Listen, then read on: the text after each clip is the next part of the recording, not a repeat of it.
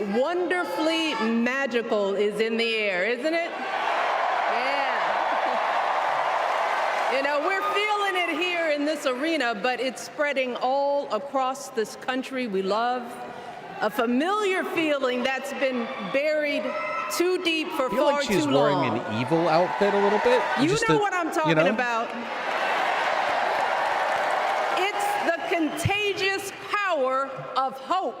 Little Sith Lord, a little bit.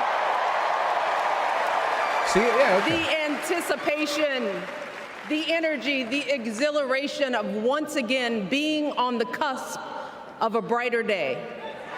The chance to vanquish the demons of fear, division, and hate that have consumed us and continue pursuing the unfinished promise of this great nation, the dream that our parents and grandparents fought and died and sacrificed for. America, hope is making a comeback.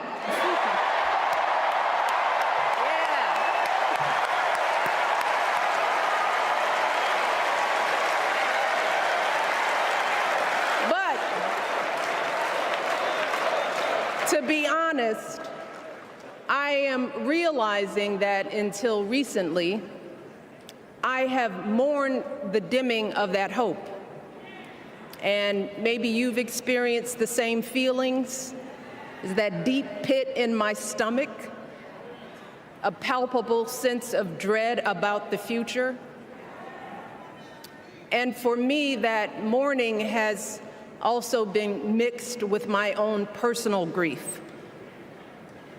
The last time I was here in my hometown was to memorialize my mother, the woman who showed me the meaning of hard work and humility and decency, the woman who set my moral compass high and showed me the power of my own voice. Folks,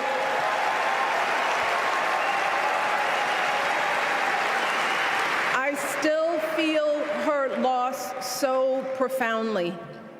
I wasn't even sure if I'd be steady enough to stand before you tonight, but my heart compelled me to be here because of the sense of duty that I feel to honor her memory and to remind us all not to squander the sacrifices our elders made to give us a better future. You see, my mom, in her steady, quiet way, lived out that striving sense of hope every single day of her life. She believed that all children, all people have value, that anyone can succeed if given the opportunity. She and my father didn't aspire to be wealthy. In fact, they were suspicious of folks who took more than they needed. They understood that it wasn't enough for their kids to thrive if everyone else around us was drowning. Yeah, I mean you. If you hear this, So I mean you. my mother volunteered at the local school. She always looked out for the other kids on the block. She was glad to do the thankless, unglamorous work that for generations has strengthened the fabric of this nation. The belief that if you do unto others, if you love thy neighbor, if you work and scrape and sacrifice, it will pay off. If not for you, then maybe for your children or your grandchildren. You see, those values have been passed on through family farms and factory towns. So far, it really is like we're back in the Obama years because everything sounds really good, but I have nothing to say because nothing of substance has been said. You know, it's very good like that. I feel it's right back to, you know, we're back in 2009. It's great. Through tree-lined streets and crowded tenements, through prayer groups and National Guard units and social studies classrooms. Oh, they are fluent in the Japanese. Those were the values my mother poured into me until her very last breath. Kamala Harris and I built our lives on those same foundational values. Even though our mothers grew up an ocean apart, they shared the same belief in the promise of this country. That's why her mother moved here from India at 19. It's why she taught Kamala about justice, Michelle would have been about better the than Clinton in obligation to 16. lift Yes. others up, about our responsibility to give more than we take. She'd often tell her daughter, "Don't sit around and complain about things, do something."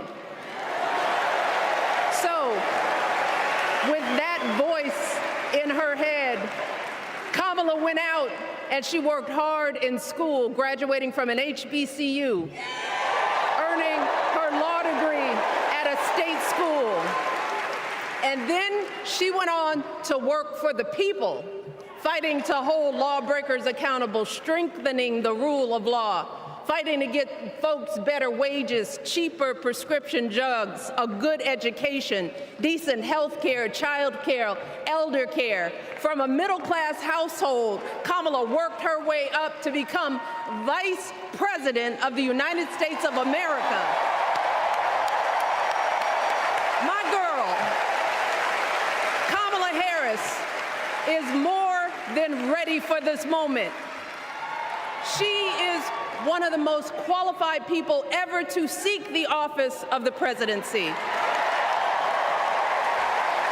And she is one of the most dignified. A tribute to her mother, to my mother, and to your mother, Isn't too. dignified a big TikTok thing right The now? embodiment Or am I thinking of Demure? the stories Is we it tell Demure that is? ourselves about this country.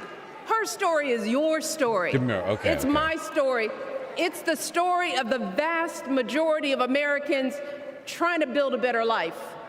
Look, Kamala Very knows, demure, like we do, very mindful. I'm not that familiar with the regardless trend. Am I of where demure you and come mindful? from, what you look like, who you love, how you worship, or what's in your bank account, we all deserve the opportunity to build a decent life. All Yes, of our I saw one yes. I'm good. contributions deserve to be accepted and Thank you. valued. Very cutesy. I know I'm cutesy. No one has a monopoly on what it means to be an American. No one.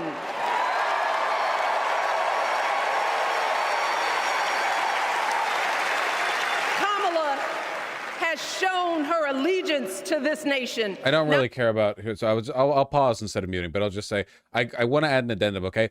Being a wife guy isn't cute unless your wife is also a husband guy or girl, right? Like if it's all one way, it's servile and it's sad. Like the wife has to be equally committed to being like doggishly supportive of the relationship. Like both of you, yeah, it needs to be like it needs to be embarrassing, but not for one over the other, but more in like you're watching it and it's sickening how cute it is. You know what I mean? Like where you're both racing to help each other, that kind of thing. That's the energy, you know? I just want to be clear. I'm not here for like the cuck wife guy thing where it's just the guy just does whatever the wife says. You know, that's not, it has to be, yeah, the wife must also be a wife guy. Okay, sorry. I just want to get that. It was in my mind. But by living a life of service and always pushing the doors of opportunity open to others, she understands that most of us will never be afforded the grace of failing forward. We will never benefit from the affirmative action of generational wealth.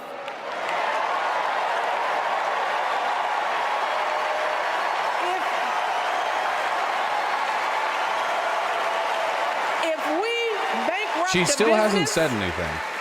If we bankrupt a business or choke in a crisis, we don't get a second, third, or fourth chance. If things don't go our way, we don't have the luxury of whining or I saw cheating Lucky others Fan. to Thank you. get further ahead. No, I'll consider. we don't get to change the rules so we always win. If we see a mountain in front of us, we don't expect there to be an escalator waiting to take us to the top. No. We Yeah, Gen X loves Michelle, and she's like, cool, but I'm painfully disturbed about her. I feel about Michelle the same way I feel about Obama. You know, they're very like well partnered in that respect, which is that they're enemies of the working class in a much more seditious way than most politicians. Unlike Trump, who's openly antagonistic to proletarian political interests, or people like Kamala Harris, who are maybe a bit better about it, Tim Walz, Bernie Sanders, whatever on that spectrum, a bit better about it. But Obama and Michelle are, well, they're both Obama, Barack and Michelle, are both particularly good at suppressing and deceiving. You know what I mean? It's a lot of gas and not a lot of substance. And that's very, very, very dangerous. The mirage of populism, and then yoink, we're back to neoliberalism. That shit, very, very, very dangerous. You know? I mean, if you gave Hillary Clinton more charisma, she would have ended up being that as well to a large extent. I mean, there were differences policy-wise between her and Obama, but not crazy substantial in the grand scheme of things. It was a charisma difference, meaningfully. But we think of Obama favorably and Hillary Clinton unfavorably, largely because of the difference in charisma, in presentation, and personality. But obviously, that's not what we should care about, right? You know? Like, Riz is important to get elected, but if you're grading a person based on their, like, actual political... how good they are. But if they're using it for someone who's better at it than who is better than they are at it, which Harris is, can that not also be helpful? Sure. Employ the Riz favorably. I'm saying why I don't really like them, you know? I feel let down by Obama. I wasn't one of those people who was super invested in him. Like, I was, what, 15 when he first got elected or something in that ballpark? I don't know. No, like 13? I don't know, right? Something in that ballpark. But over time, like, he did a lot to deflate people, you know? Everything Bernie Sanders did, Obama did the opposite of, you know? Bernie Sanders created longevity in the movement. He built it up. And Obama got a lot of people invested to begin with, but then you take a look at like voter participation and the energy between 2008, 2012, and then of course 2016 where Trump won, and it's like... and a lot of that is him. And then after Obama left, you know, at the end of his office, when Trump took over, he didn't even take like an active role in leading the party. He just kind of sat back and occasionally dictated via phone call. I don't respect the Obamas. I just don't. And I think that Michelle, I'm not saying they're like monstrously evil people. I just don't like them. I don't like them. You know, I acknowledge the incredible charisma and the skill that takes, but I just don't like them. Trudeau was similar here in Canada. Yeah, no, I agree. Yeah, Trudeau has a lot of the same problems. Put our heads down. We get to work. In America, we do something. And throughout her entire life, that's what we've seen from Kamala Harris. The steel of her spine, the steadiness of her upbringing, the honesty of her example, and yes, the joy of her laughter and her light. It couldn't be more obvious. Of the two major candidates in this race, only Kamala Harris truly understands the unseen labor and unwavering commitment that has always made America great. People in YouTube chat are like, dude, you're talking over a black woman. Also, you're only 30. Now, I'm 42. unfortunately, we know what comes next. We know folks are going to do everything they can to distort her truth. My husband and I sadly know a little something about this. For years, Donald Trump did everything in his power to try to make people fear us. See, his limited, narrow view of the world made him feel threatened by the existence of two hard-working, highly educated, successful people who happen to be black.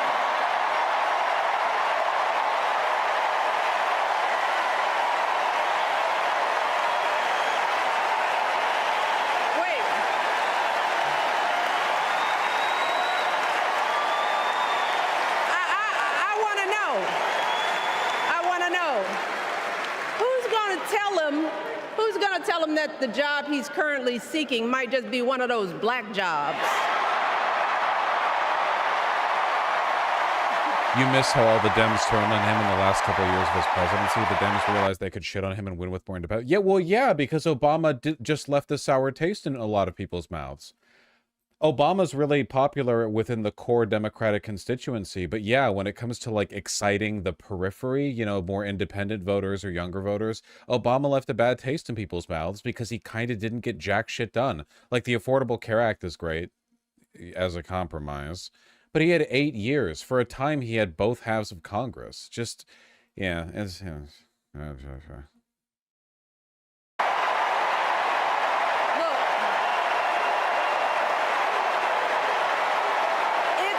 same old con. His same old con. Doubling down on ugly, misogynistic, racist lies as a substitute for real ideas and solutions that will actually make people's lives better. Look, because cutting our health care, taking away our freedom to control our bodies, the freedom to become a mother through IVF like I did, those things are not going to improve the health outcomes of our wives, mothers, and daughters. Shutting down the Department of Education, banning our books, none of that will prepare our kids for the future. Demonizing our children for being who they are and loving who they love, look, that doesn't make anybody's life better.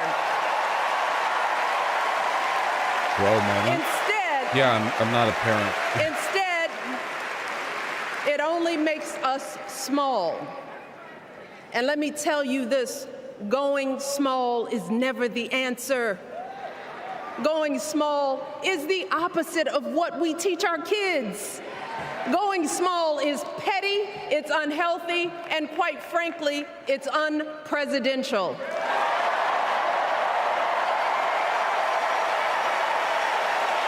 So, why would any of us accept this from anyone seeking our highest office? Why would we normalize that type of backward leadership? Doing so only demeans and cheapens our politics. It only serves to further discourage good, big-hearted people from wanting to get involved at all. America, our parents taught us better than that, and we deserve so much better than that. That's why we must do everything in our power to elect two of those good, big-hearted people. There is no other choice than Kamala Harris and Tim Walz. No other choice.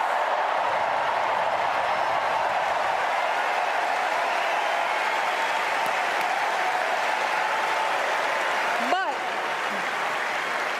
as we embrace this renewed sense of hope, let us not forget the despair we have felt. Let us not forget what we are up against. Yes, Kamala and Tim are doing great now. We're loving it. They're packing arenas across the country. Folks are energized. We are feeling good. But remember, there are still so many people who are desperate for a different outcome, who are ready to question and criticize every move Kamala makes, who are eager to spread those lies, who don't want to vote for a woman, who will continue to prioritize building their wealth over ensuring that everyone has enough.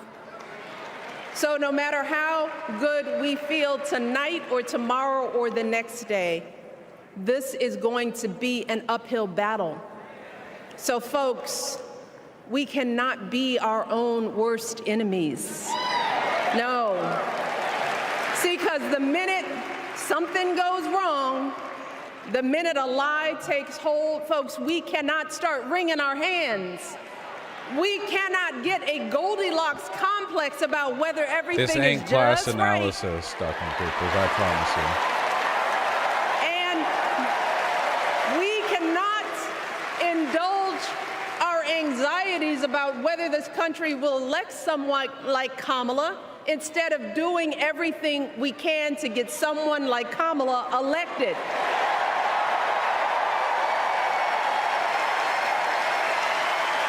Kamala and Tim, have lived amazing lives, and I am confident that they will lead with compassion, inclusion, and grace. But they are still only human. They are not perfect. And like all of us, they will make mistakes. But luckily, y'all, this is not just on them. No, this is up to us, all of us, to be the solution that we seek. It's up to all of us to be the antidote to the darkness and division. Look, I don't care how you identify politically, whether you're Democrat, Republican, Independent, or none of the above. This is our time to stand up for what we know in our hearts is right.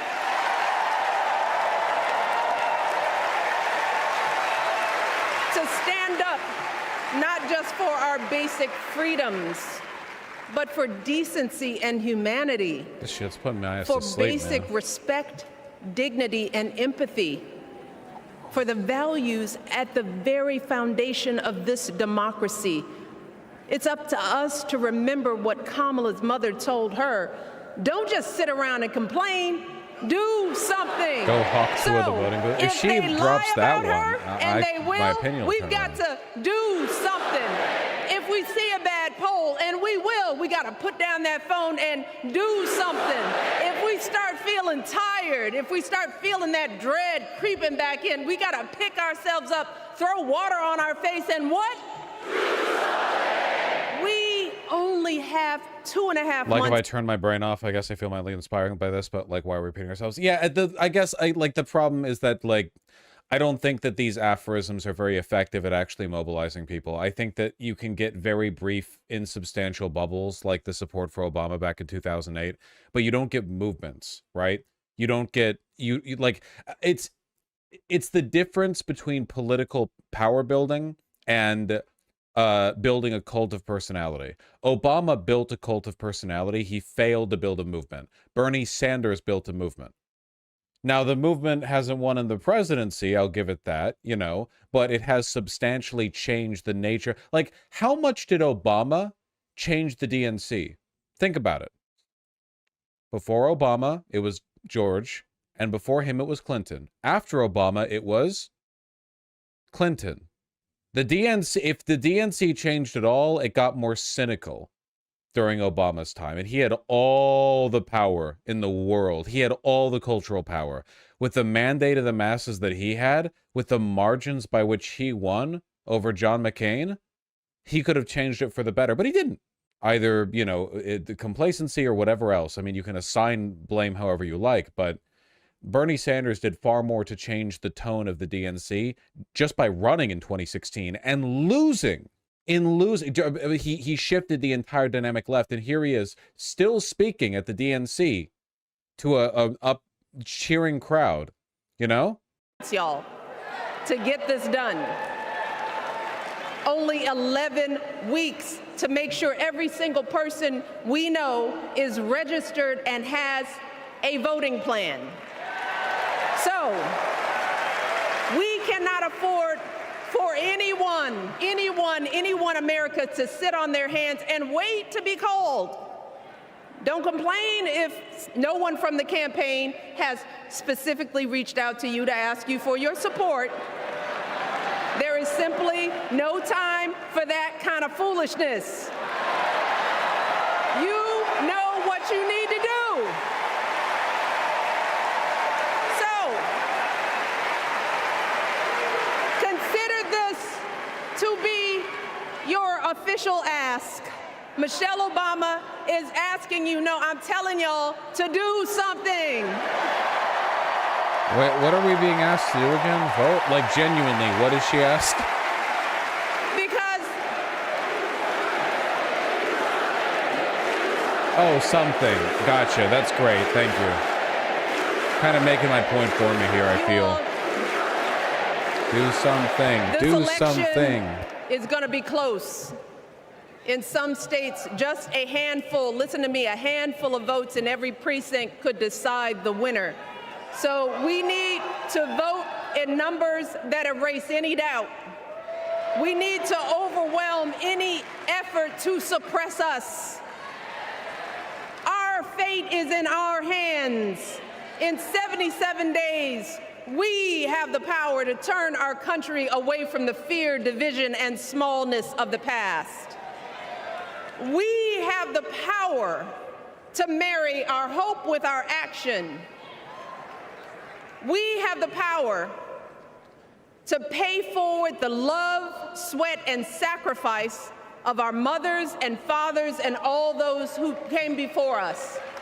We did it before, y'all, and we sure can do it again. Let us work like our lives depend on it.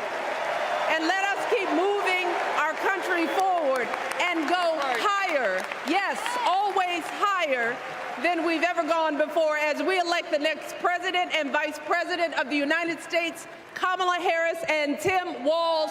Thank you all. God bless. Am I free? Am I free? From the mind poison?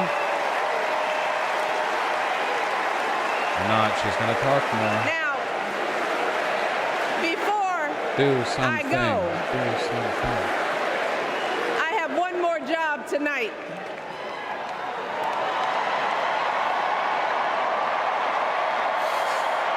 Yeah, one more job. You all, thank you for all the love, but it is now my honor to introduce somebody who knows a whole lot about hope. Someone who has spent his life strengthening our democracy, and let me tell you, as someone who lives with him, he wakes up every day, and thinks about what's best for this country. Please welcome America's 44th president and the love of my life, Barack Obama.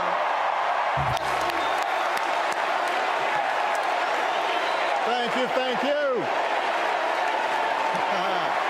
Thank you, everybody, thank you.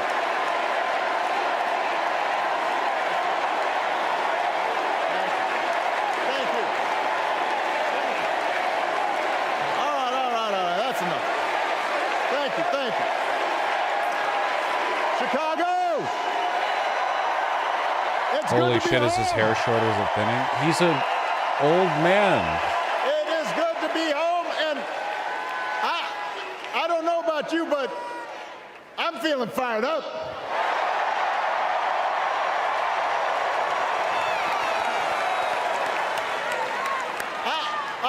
I am feeling ready to go.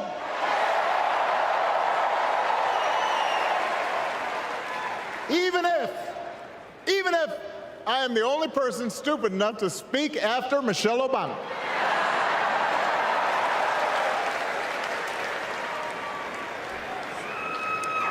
I am feeling hopeful My wife. because this convention has always been pretty good to kids with funny names who believe in a country where anything is possible. Because we have a chance to elect someone who has spent her entire life trying to give people the same chances America gave her. Someone who sees you and hears you and will get up every single day and fight for you. The next president of the United States of America, Kamala Harris.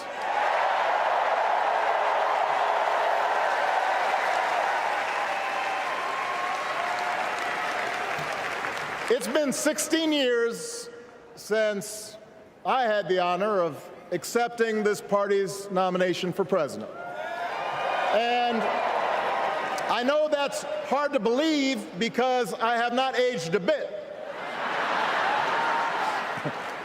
But it's true. And looking back, I can say without question that my first big decision as your nominee turned out to be one of my best. And that was asking Joe Biden to serve by my side as vice president.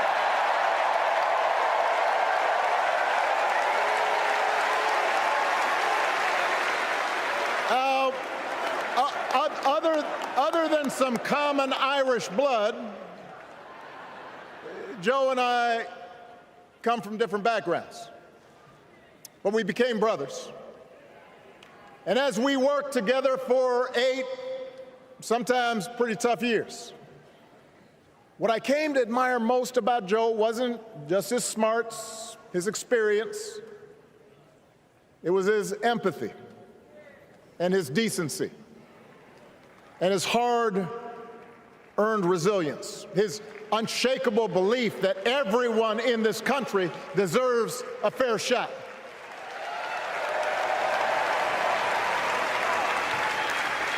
And over the last 4 years, those are the values America has needed most.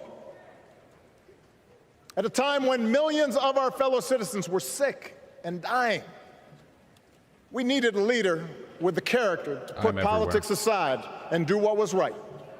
At a time when our economy was reeling, we needed a leader with the determination to drive what would become the world's strongest recovery. 15 million jobs, higher wages, lower health care costs. At a time when the other party had turned into a cult of personality, we needed a leader who was steady and brought people together and was selfless enough to do the rarest thing there is in politics, putting his own ambition aside for the sake of the country.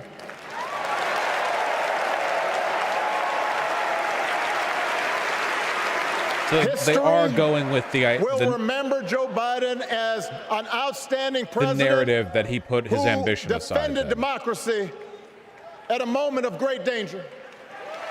And I am proud to call him my president, but I am even prouder to call him my friend.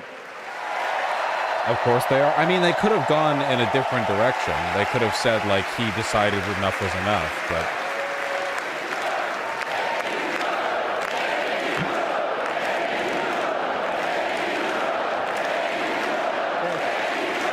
Now, the torch has been passed. Now it is up to all of us to fight for the America we believe in. And make no mistake, it will be a fight. For all the incredible energy we've been able to generate over the last few weeks, for all the rallies and the memes. He knows that word too. He's cool. This will still be a tight race in a closely divided country. A country where too many Americans are still struggling, where a lot of Americans don't believe government can help. And as we gather here tonight, the people who will decide this election are asking a very simple question. Who will fight for me? Who's thinking about my future? About my children's future, about our future together? One thing is for certain, Donald Trump is not losing sleep over that question.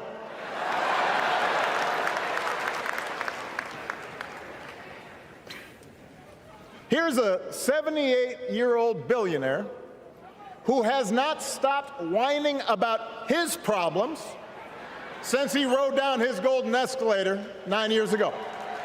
It has been a constant stream of gripes and grievances that's actually been getting worse now that he's afraid of losing to Kamala.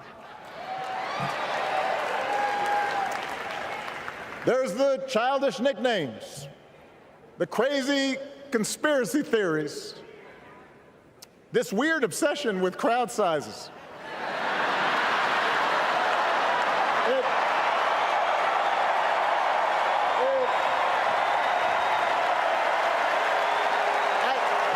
It just goes on and on and on.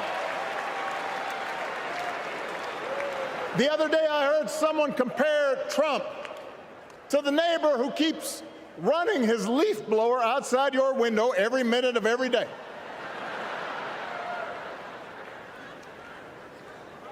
Now, from a neighbor, That's exhausting. From a president, it's just dangerous. The truth is, Donald Trump sees power as nothing more than it means to his ends. He wants the middle class to pay the price for another huge tax cut that would mostly help him and his rich friends. He killed a bipartisan immigration deal written in part by one of the most conservative Republicans in Congress that would have helped secure our southern border, because he thought trying to actually solve the problem would hurt his campaign. He doesn't. Do not boo. Vote. Do not boo. Do not boo. He doesn't seem to care if more women lose their reproductive freedom, since it won't affect his life. I'm And gonna most boo. of all, Donald Trump wants us to think that this country is hopelessly divided between us and them, between the real Americans, who of course support him, and the outsiders who don't. And he wants you to think that you'll be richer and safer if you will just give him the power to put those other people back in their place. It is one of the oldest tricks in politics, from a guy whose act has, let's face it, gotten pretty stale. We do not need 4 more years of bluster and bumbling and chaos. We have seen that movie before, and we all know that the sequel is usually worse. Leaf blower bans. Leaf blowers should be banned. They're too loud. Use a rake, idiot. America's ready for a new chapter. America's ready for a better story.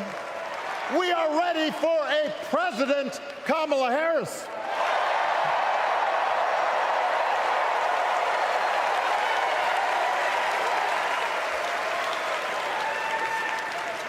And Kamala Harris is ready for the job. This is a person who has spent her life fighting on behalf of people who need a voice and a champion. As you heard from Michelle, Kamala was not born into privilege. She had to work for what she's got. And she actually cares about what other people are going through. She's not the neighbor running the leaf blower. She's the neighbor rushing over to help when you need a hand. As a prosecutor, Kamala stood up for children who had been victims of sexual abuse. As an attorney general of the most populous state in the country, she fought big banks and for-profit colleges, securing billions of dollars for the people they had scammed. After the home mortgage crisis, she pushed me and my administration hard to make sure homeowners got a fair settlement. Didn't matter that I was a Democrat. Didn't matter that she had knocked on doors for my campaign in Iowa. She was going to fight to get as much relief as possible for the families who deserved it.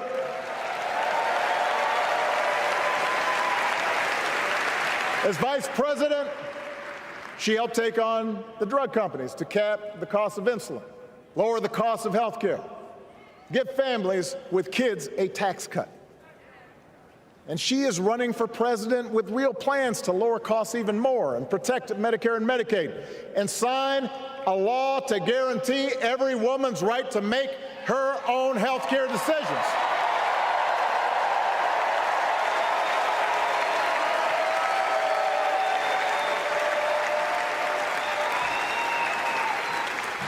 In other words, Kamala Harris won't be focused on her problems. She'll be focused on yours. As president, she won't just cater to her own supporters and punish those who refuse to kiss the ring or bend the knee. She'll work on behalf of every American. That's who Kamala is. And in the White House, she will have an outstanding partner in Governor Tim Walz.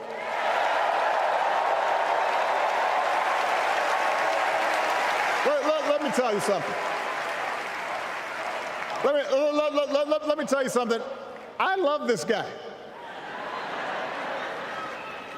Tim is the kind of person who should be in politics. Born in a small town, served his country, taught kids, coached football, took care of his neighbors. He knows who he is, and he knows what's important.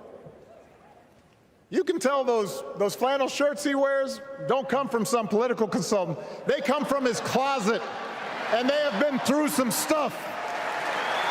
This is true. They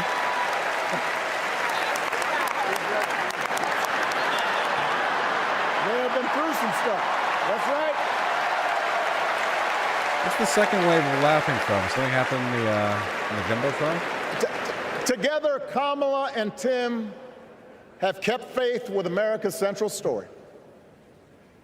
A story that says we are all created equal. All of us endowed with certain inalienable rights, that everyone deserves a chance, that even when we don't agree with each other, we can find a way to live with each other. That's Kamala's vision. That's Tim's vision. That's the Democratic Party's vision. And our job over the next 11 weeks is to convince as many people as possible to vote for that vision. Now, it won't be easy. The other side knows it's easier to play on people's fears and cynicism, always has been. They will tell you that government is inherently corrupt, that sacrifice and generosity are for suckers. And since the game is rigged, it's okay to take what you want and just look after your own. That's the easy path. We have a different task. Our job is to convince people that democracy can actually deliver. And in doing that, we can't just point to what we've already accomplished. We can't just rely on the ideas of the past. We need to chart a new way forward to meet the challenges of today. And Kamala understands this. She knows, for example, that if we want to make it easier for more young people to buy a home, we need to build more units and clear away some of the outdated laws and regulations that made it harder to build homes for working people in this country. That is a priority. And this is a whole thing. The regulation thing, this is a whole... This is not necessarily good. The whole, like... On health care, we should all be proud of the enormous progress that we've made through the Affordable Care Act. It's not a regulation thing. Providing They don't want millions to of build people houses access to affordable coverage, people. protecting millions more from unscrupulous insurance practices. I noticed, by the way, that since it's become popular, they don't call it Obamacare no more. Exclusionary zoning is a part of regulation. Yeah, but that's done at the local level, But- not the federal government. Kamala knows we can't stop there, which is why she'll keep working to limit out-of-pocket costs. Kamala knows that if we want to help people get ahead, we need to put a college degree within reach of more Americans. But she also knows college shouldn't be the only ticket to the middle class. Yeah, but feds can influence municipalities with follow the money. lead of Then why wouldn't Kamala Harris say we're going to condition federal money for the construction of new affordable housing so long as like the municipalities change the zoning law? She didn't say that. She said get rid of regulations that prevent, which to me reads as like construction companies will be able to use Elmer's glue rather than screws when affixing the studs that will make up your house. Governors like Tim Walz, who said, if you've got the skills and the drive, you shouldn't need a degree to work for state government. And in this new economy, we need a president who actually cares about the millions of people all across this country who wake up every single day to do the essential, often thankless work, to care for our sick, to clean our streets, to deliver our packages. We need a president who will stand up for their right to bargain for better wages and working conditions. And Kamala will be that president.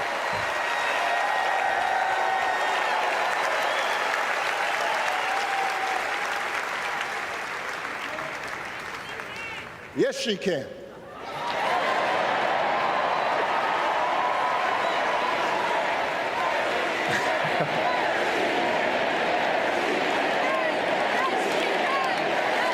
Yes, she can. They're hyped up. A Harris-Walz administration can help us move past some of the tired old debates that keep stifling progress.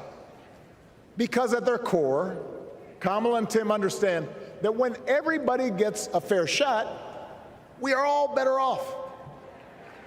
They understand that when every child gets a good education, the whole economy gets stronger. When women are paid the same as men for doing the same job, all families benefit.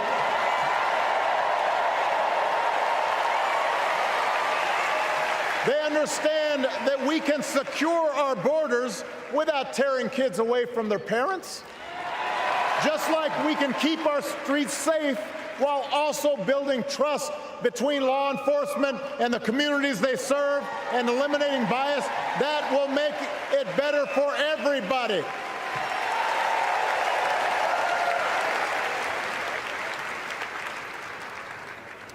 Donald Trump and his well-heeled donors, they don't see the world that way. For them, one group's gains is necessarily another group's loss. For them, freedom means that the powerful can do pretty much what they please, whether it's fire workers trying to organize a union or put poison in our rivers or avoid paying taxes like everybody else has to do. Well, we have a broader idea of freedom. We believe in the freedom to provide for your family if you're willing to work hard. The freedom to breathe clean air and drink clean water and send your kids to school without worrying if they'll come home. We believe that true freedom gives each of us the right to make decisions about our own life, how we worship, It is what Lord our Filthy, family yeah. looks like, how many kids we have, who we marry. And we believe that freedom requires us to recognize that other people have the freedom to make choices that are different than ours. That's okay.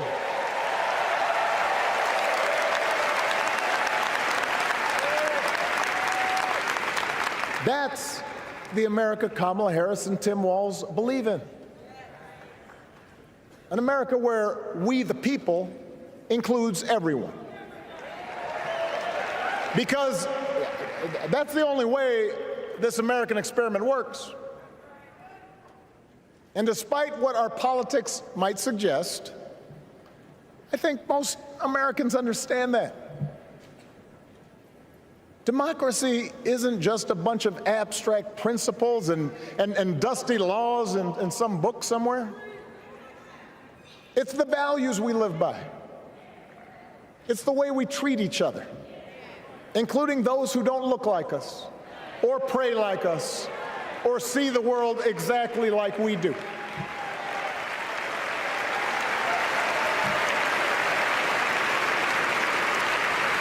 Get the fuck off stage against that. I don't think Obama is genocidal. That sense of mutual respect has to be part of our message. Our politics have become so polarized these days that all of us across the political spectrum seem so quick to assume the worst in others unless they agree with us on every single issue. We start thinking that the only way to win is to scold and shame and out-yell the other side. And after a while, regular folks just tune out, or they don't bother to vote. Now, that approach may work for the politicians who just want attention and thrive on division. I mean, this is exactly what happened But with it won't him. work for us to make progress on the things we care about, the things that really affect people's lives. We need to remember that we've all got our blind spots and contradictions and prejudices, and that if we want to win over those who aren't yet ready to support our candidates, we need to listen to their concerns and maybe learn something in the process. After all, if a parent or grandparent occasionally says something that makes us cringe, He's familiar with the lingo. we don't automatically assume they're bad people. We recognize that the world is moving fast, that they need time and maybe a little encouragement to catch up. Our fellow citizens deserve the same grace we hope they'll extend to us.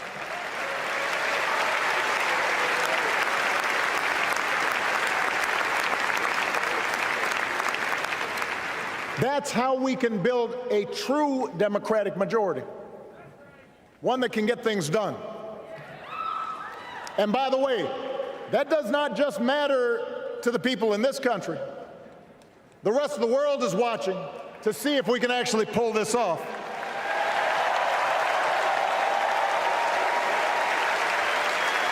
No nation, no society has ever tried to build a democracy as big and as diverse as ours before. One that includes people that over decades have come from every corner of the globe. One where our allegiances and our community are defined not by race or blood, but by a common creed. And that's why when we uphold our values, the world's a little brighter. When we don't, the world's a little dimmer. And dictators and autocrats feel emboldened. And over time, we become less safe. We shouldn't be the world's policemen, and we can't eradicate every cruelty and injustice in the world. But America can be and must be a force for good. Yeah. Discouraging conflict, fighting disease, promoting human rights, protecting the planet from climate change, defending freedom, brokering peace. That's what Kamala Harris believes, and so do most Americans.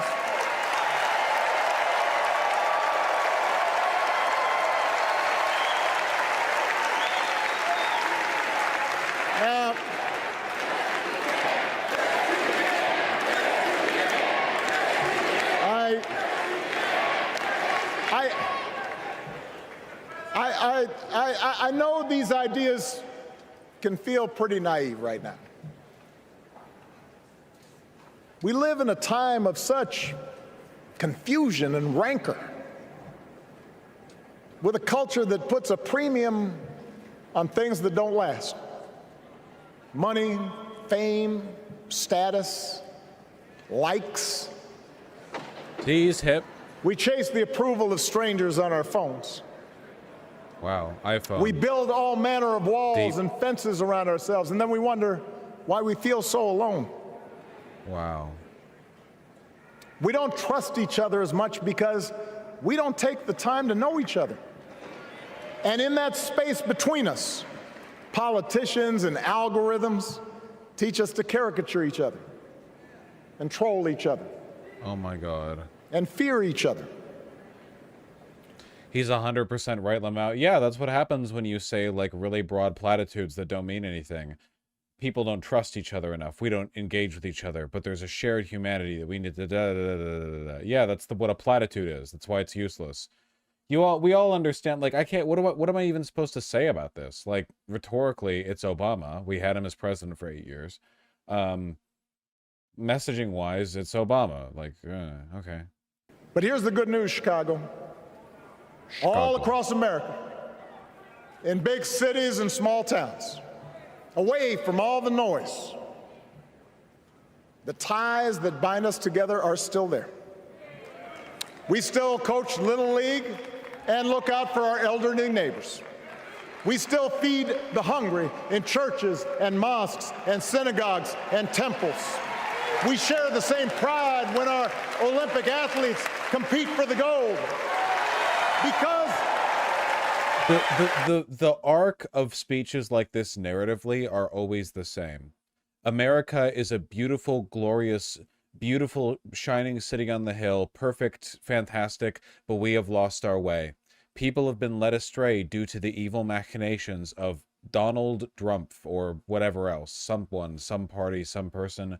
We've lost our way. But underneath that, fundamentally, we're all the same, and we all get along, and we just need to rediscover our shared humanity, and then everything will be all right. That's the narrative arc of speeches like this, and it's why I don't care for them. It's liberal bullshit. It's not systemic analysis. It doesn't even gesture at systemic analysis. It's the opposite of systemic analysis, if anything. I don't care for it. I don't like it. You know, you've all heard me criticize it before. I know we've got an audience here of people who have probably not heard those criticisms. And to those people, I say, go watch all 800,000 of my videos. Vosh, but genuinely, what's the alternative except for aggressive rhetoric against the GOP? Aggressive rhetoric against the GOP. Speeches can't 100% be that. Yes, they can. Yes, they can. You can also say positive and aspirational stuff without descending into this kind of rhetoric. The DNC so far has been full of that. There has been plenty of messaging that's been optimistic about Kamala Harris's policy and the future of America without touching on that. Hell, Joe Biden's rhetoric at the end of the previous night hit on that pretty well, I would say.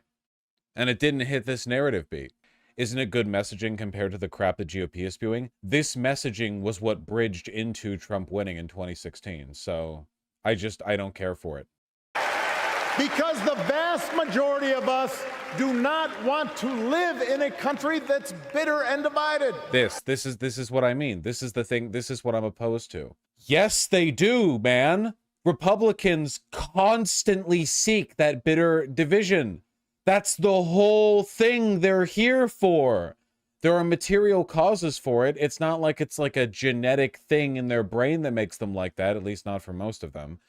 But yeah, no, they seek the division because they're being fed propaganda where they believe that the division is something that needs to be directly identified and rooted out.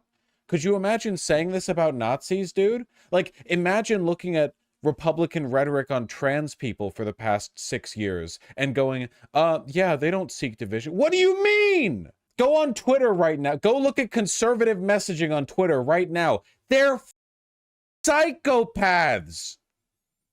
And most, you can say that the majority of Republicans are haplessly victim to it. You know, they fall into it. And I believe that. I do. I don't think that they're all like cognitively aware of how they are, you know, but I don't like it. I don't like this. I don't like this.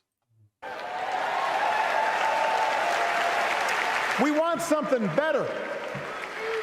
Again, no, Republicans and Democrats are not just two equally morally invested groups that want the same thing and just disagree on the method to get to it. Republicans they're cheering mass deportation now. 20 million. The campaign pitch is 20 million Americans deported.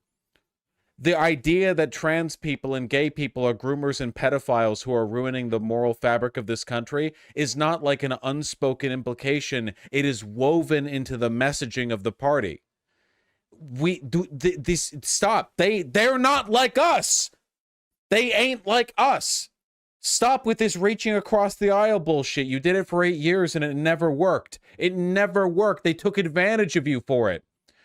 You spent 8 years trying to appeal to a bipartisan consensus that never existed, and then McConnell denied you your rightful Supreme Court pick for 6 months because they ain't like us. They don't believe in the rules. We want to be better. And the joy and the excitement that we're seeing around this campaign tells us we're not alone. You know, I've spent a lot of time thinking about these past few months because as Michelle I don't mentioned. want bipartisan rhetoric, any. I'm talking about winning over independents and alienated people, which Obama lost, which is why he got fewer people to turn out in 2012 than 2008. And in 2016, Hillary Clinton got even fewer, you know? There was no real ideological through line. I'm not talking about winning Democrats here. I'm talking about building out beyond that. Of course he'll get applause at the DNC. It's the DNC, and it's Obama. This summer, we lost her mom, Ms. Marion Robinson. And I don't know that anybody has ever loved their mother-in-law any more than I love mine. Mostly it's because she was funny and wise and the least pretentious person I knew. That, and she always defended me with Michelle when I messed up. I'd hide behind her.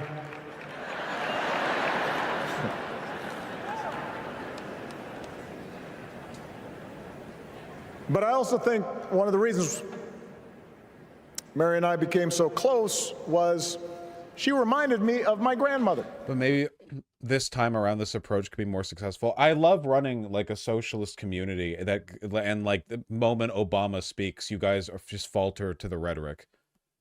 You're weak. You're sheeple. I'm sorry. This is standard liberal nothing speak, and you should be able to clock that shit from a mile away. You know, you see what, he's got a bit of riz, that's all it takes. I've been criticizing this shit since day one of the channel. Now you're just hearing it live and you're like, wait, hold on a second. Maybe Hope and Change, like all of this is part of the blueprint. Yeah, but I think it's hard to call for national unity while calling your opponents Nazis, even if they are. I don't want national unity. Who wants national unity? I want to win. You're not getting national unity. You don't win this with bipartisan appeal and consensus. You win this by overwhelming the opposition and, you know, socially alienating them. It is as it ever was. That's how you win, you know? If you can pull people over, that's good.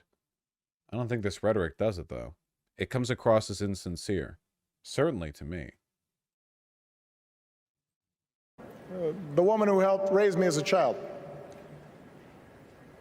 And on the surface, the two of them did not have a lot in common. One was a black woman from right here, south side of Chicago, right down the way. Went to Englewood High School. The other was a little old white lady born in a tiny town called Piru, Kansas. His Hope and Change stuff isn't really any different from the state roll call earlier in terms of neoliberal enthusiasm. What are you talking about? How did the state roll call earlier have a narrative of like bipartisan appeal, hope and change? We all want to, you know, we all want the same thing. We just have to work together to achieve it. We've lost our way. But what do you mean? The state roll call was the state roll call. It was a party. It's just it's not. Now I know there aren't that Yeah, many people from exactly. Piru. The DNC's tone has been far more aggressive than what Obama's serving here. And yet they shared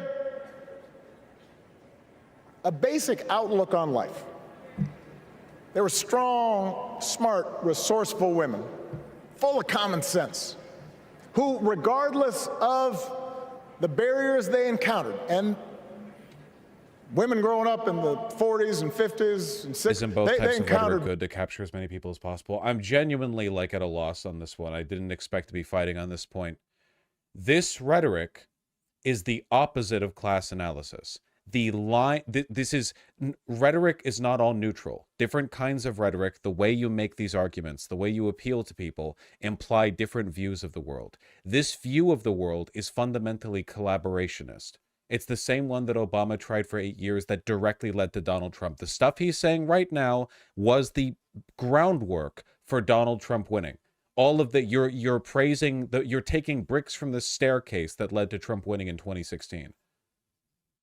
It is meaningless, vapid, liberal nothing speak that doesn't address real issues, that appeals to a common sensibility that doesn't exist, that ignores fundamental divisions, class-wise, morally, whatever else. nothing that I'm offering right now is like a super, like, I'm not saying anything controversial right now. This has been a pretty standard talking point for leftists online for like 16 years. It's Obama. He's a neoliberal. He's to the right of Kamala Harris, significantly to the right of Joe Biden, if you take a look at like average policy over the course of their respective presidential terms, at the very least, because Joe Biden shifted quite a bit to the left since his Senate days in terms of the stuff he proposed. In terms of like respective to AOC, like he made calls behind the scenes trying to like stop Bernie Sanders, right? Have we forgotten? Do you think it's a coincidence that the guy with the vapid neoliberal rhetoric might have also been like strong-arming people to oppose left populism in the party? If you do you guys only dislike Hillary Clinton because she looks evil? You know that Hillary Clinton and Barack Obama are like pretty parallel when it comes to their ideologies, policies that they push. They ran against each other in 2008. The difference mostly came down to rhetoric and presentation, not like a massive difference in their political perspectives. Is it a sexism thing? You can't just do class analysis for 4 straight days of the DNC. There's only so much to say if that's what you're restricting yourself to. Karl Marx did class analysis every day of his life, okay? And he never ran out of stuff to say. I want national unity. I'm tired of arguing about trans people. Well, then you're kind of not an ally to me or this community. You're tired of it? Aw. I mean, must be tiring to, like, be the subject of the discussion. You're literally the brunch liberal, then. Like, win the election, go to brunch. Like, that you're doing the thing. You're not going to get national unity with Obama, dude. Obama led to Trump. We got the opposite of national unity. If you want, national unity is not a thing. It'll never be a thing. If you want to win the culture war, then you want to win. But you don't win by unifying with the Nazis. Different approaches. Barriers. They still went about their business without fuss or complaint and provided an unshakable foundation of love for their children and their grandchildren. I think they just meant everyone agreeing with the pro-trans position. Then we win. That's winning. That would be a lovely win. He's not unifying with Nazis. Trying to appeal to a bipartisan consensus when your opposition are politically oriented the way the Republicans currently are. I use Nazis euphemistically. It's not 1939 Germany. Far-right fascists with a white supremacist bent. What do you want from me? What do you think the Republican Party is? Neocon? We have to win. Win. What's wrong with winning? Trying to be bipartisan when there are maniacs like MTG and Gates are not actually associated with Nazis. Do you think Marjorie Taylor Greene and Gates are the problem with the Republican Party, or just because they're like the loud and stupid ones, you think they're the issue? Do you think if you shaved off the loudest 10% of the Republican Party, the rest of it would be fine? Like removing mold from the surface of a block of cheese? The veins of mold extend all the way into the food, you know. It's all poison. The whole party's doing the Project 2025 thing. You know that, right? They're all rallied behind Trump, and Trump is with the Heritage Foundation on this one. It's the end of democracy. The other party wants to end democracy. They want to revoke gay marriage. They want to ban contraception and abortion. They want to forcibly detransition all trans people, quite possibly sending them to conversion camps. None of this is implied. It's all on the damn ticket. So what bipartisan unity do you want? What national unity do you want? What do you want to work with them on? They want to deport 20 million people. That's a promise. That's a campaign promise with Donald Trump. They want to deport 20 million people. It would be one of the largest mass deportations in human history. They would have to build camps, you know? Camps and train cars and rail yards to move that many people. So what bipartisan unity would you like to achieve with them? What do you agree on that you think you could work together? And if your answer is, I don't want to work together with them, I want to change their mind, then you don't actually want unity. That's not what unity means. That's winning. Unity is not, we are together on the condition that they agree with me, but they don't agree with you. Winning is when you change their mind. That's the win. I'm not trying to condescend here. I just feel like sometimes you guys are pretty vulnerable to the rhetoric, right? Like, I get it. Obama's a good speaker, and I don't think he's Hitler or anything, but like, damn, man, none of this is like crazy out there analysis. We've been there before. Winning might imply to people that the losers are exiled instead of changed. Come, do you think, would you really, like, the left winning means that 100 million Republicans are sent to Mexico? Come on. But yeah, no, you don't change most people's minds. After the Nazis lost, most Germans who were educated under Hitler's Germany didn't change their minds. They were just shamed and ostracized, and their children eventually replaced them. Also, a lot of them got jobs with NATO and NASA. Yeah, I'm sorry, a lot of your Republican family members aren't coming back. They're wretched people, and they're going to die wretched. That's just how it is. That's just how it is. It's always been that way. The plasticity of their minds is not like what it used to be. It's sad but true. I don't want to lie to you. If you're doing this to like fight for their souls, I mean, good luck, but that's a personal battle. Unfortunately, in the meantime, the lives and well-being of tens of millions of people relies on their disempowerment. They cannot win. They not like us. The Republican base is redeemable and they agree more with progressive policies than the party elite. That just look at the ballot initiative results across the country. Yes, I'm not saying they can't have their minds changed. I'm saying that A, a lot of them won't. That's a fact. And B, none of this changes the fact that they still have to lose. The fact that they're unaware of their own interests and how to enable them is irrelevant to this. They have to lose. Annie, I don't know why you're arguing against a position that I don't have. You know, you've watched me for so long. You're perfectly aware of the fact that I believe the average Republican voter is like a stooge who's being led around. But a lot of them never get out of that position. I don't understand what... None of this is inconsistent with the position that it's not about unity with these people. It's about beating them. They want to elect people who will do great harm. If they are beaten, those elected officials will lose. That's what beating them is. Annie, I genuinely don't know what inconsistency you're trying to draw attention to. Are we opposed to the idea of beating Republicans now? Is that too controversial for socialist YouTubers? Didn't you go out to go out and see them? Didn't you tell us to go out and see most of these people are not like this and would have the stomach to do any of this Project 2025 stuff? Project 2025 is government policy, not individual interpersonal stuff. Wait, what do you... I'm sorry, wait, what series of positions have you guys imagined yourselves into believing that I'm currently holding that contradict other things? What statements have I made here that are disagreeable? We have to beat the Republicans. Who are you even fighting? I feel like I've encountered significant resistance for positions that are not only correct, but like obviously correct. So we're going to work them out and then we're going to move on. So what exactly is the inconsistency here? You don't think they can change their minds? I never said that. The average person, the average Republican, especially considering their age, will not have their mind changed. They're not going to be made not a Republican. That's like a factual... I mean, that's like that's very obviously the case.